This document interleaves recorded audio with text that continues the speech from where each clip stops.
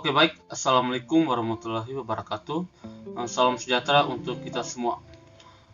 Di sini saya akan menjelaskan materi akuntansi, yaitu tentang laporan laba rugi komprehensif dan laporan perubahan ekuitas. Sebelum saya mulai materi yang pertama, perkenalkan, nama saya Meltodius Ajelian Sola. Sekarang saya mengambil pendidikan tinggi di Universitas Nusa Putra.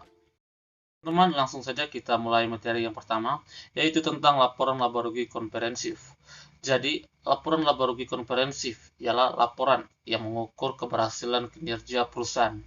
Jadi, di dalam suatu perusahaan, dia harus menggunakan laporan laba rugi komprehensif. Supaya apa? Supaya dia bisa mengetahui keberhasilan kinerja di dalam suatu perusahaan. Jadi, teman-teman, itu pengertian dari laba rugi komprehensif ya. Teman, kita lanjut ke poin yang kedua, yaitu tentang kegunaan laporan laba rugi komprehensif. Jadi yang pertama, investor. Jadi dia memprediksi laba dan arus kas masa depan. Yang kedua, kreditur. Jadi kreditur ini pihak yang melakukan tagihan kepada pihak lain. Terus yang ketiga, manajemen. Jadi penting bagi manajemen di dalam suatu perusahaan. Jadi dia bisa mengatur waktu di dalam suatu perusahaan.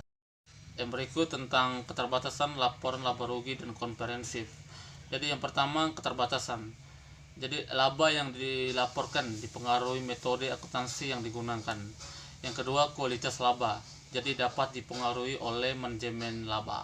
Oke, yang berikut tentang elemen laporan laba rugi komprehensif. Jadi ada 4 poin di sini. Yang pertama, konsep pemeliharaan modal. Yang kedua, total laba rugi komprehensif. Yang ketiga, penghasilan. Yang keempat, beban. Kita lanjut ke poin penting yang kedua, yaitu tentang laporan perubahan ekuitas.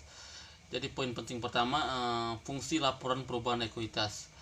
Yang pertama, menyajikan informasi perubahan ekuitas perusahaan antara awal dan akhir periode pelaporan.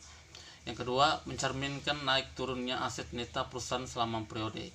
Yang ketiga, berasal dari setoran atau distribusi kepemilikan, atau yang berasal dari hasil atau kinerja perusahaan selama periode berjalan. Jadi itu fungsi dari laporan perubahan ekuitas ya teman-teman. Tentang informasi laporan perubahan ekuitas. Jadi yang pertama, total laba rugi komprehensif. Yang kedua, dampak penyesuaian retrospektif. Yang ketiga, dividen yang diakui dan dividen perusahaan. Oke, baik, terima kasih. Itu saja materi dari saya tentang laporan laba rugi komprehensif dan laporan perubahan ekuitas. Mohon maaf atas kesalahan dalam materi ini.